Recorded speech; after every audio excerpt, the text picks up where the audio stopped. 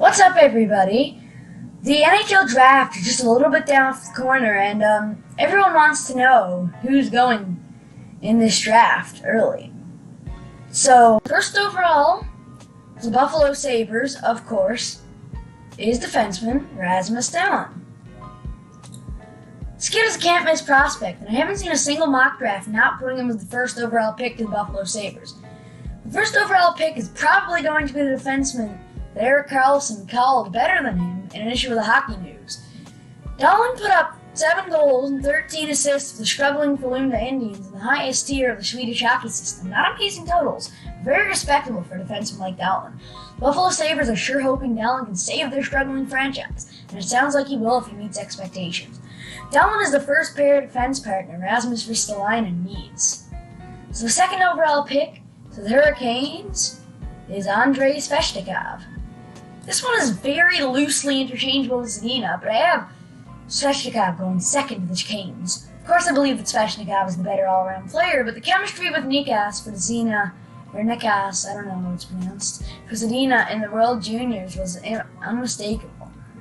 The deciding factor is the fact that Svechnikov nearly matches Zadina's point totals, and Zadina was playing in the much more offensively inclined QMJHL, where the defense don't turn out as strong often as the defense in the other leagues. Carolina management has even invited Svechnikov to meet with them a few times, so this pick is almost solidified. Now, I've heard a lot of people saying that the Habs are open in terms of what they're going to do this draft. My third overall pick going to the Habs is left winger Filip Zadina. Many of us saw the skills Zadina had in the World Juniors, which, however, can somewhat be credited to the Carolina player mentioned earlier in this, because I'm not even going to try to mess up his name again.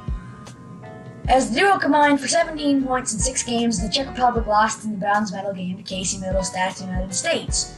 It's heavily assumed that Svechnikov will be the second pick this draft, as Carolina management has invited him to meet with them a few times. However, the Habs will be very lucky to get a goal scorer like Zadina, who put up 44 goals and 38 assists for 82 points in the QMJHL.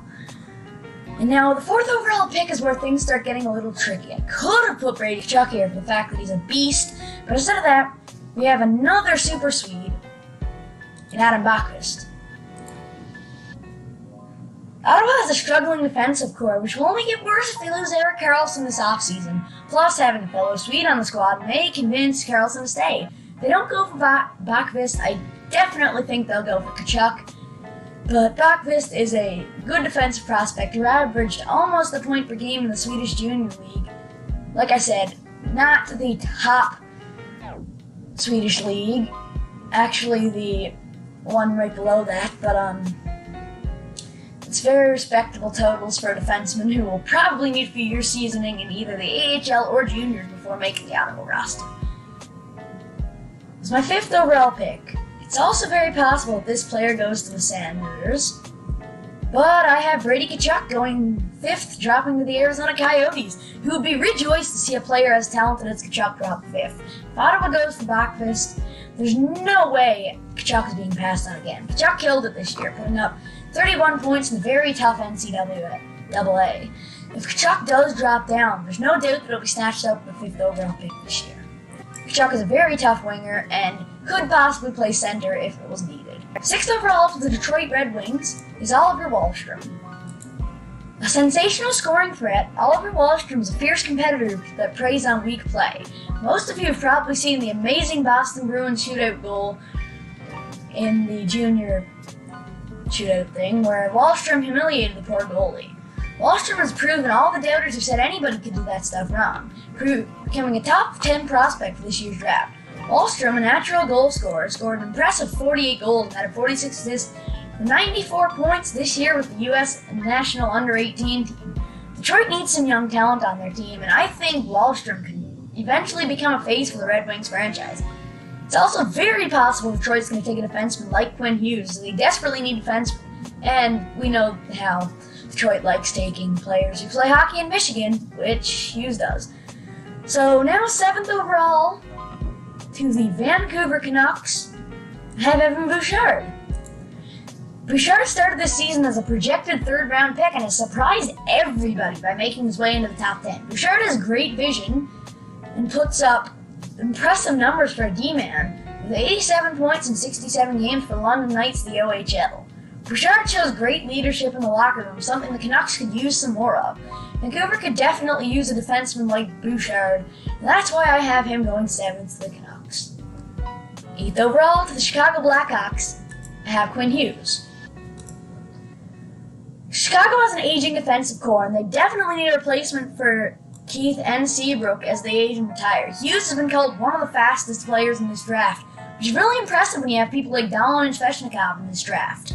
Hughes could go as high as 5th or 6th, and as it's also possible he gets taken by Detroit as they need a defenseman. Hughes had 29 points in 37 games for the University of Michigan NCAA team. If Hughes gets taken before this pick, I definitely think they'll go with someone like this next pick. A talented two-way defenseman that can play in all situations and stay productive, and also a Memorial Cup winner with the Acadie Bathurst Titan. Noah Dobson should definitely be a top 10 pick, as he had impressive numbers in the Memorial Cup with 7 points in 4 games. One problem that may be the reason Dobson is this low in the top 10 is the struggles with gap closing. However, as he matures as a player, that could change, paying off for the Rangers. Dobson had 69, yes, please stay mature about that, points in 67 games this season in the queue. If Dobson is taken with this pick, I doubt New York would be disappointed. And rounding out the top 10 for this draft, for the Oilers, and for once they didn't win the lottery this time, is Ty Smith. He isn't rated particularly high by scouts, but Edmonton desperately needs a defenseman as well. The Oilers have continued to take forwards in drafts, so Smith is a must-have for their defensive core. He put up 73 points in 69 games in the defensively strong WHL, confusing me as to why he's not so high in the prospect pool. Edmonton's need for a defender is what puts Smith here in this draft, as Smith is definitely one of the best defensemen available at around this pick.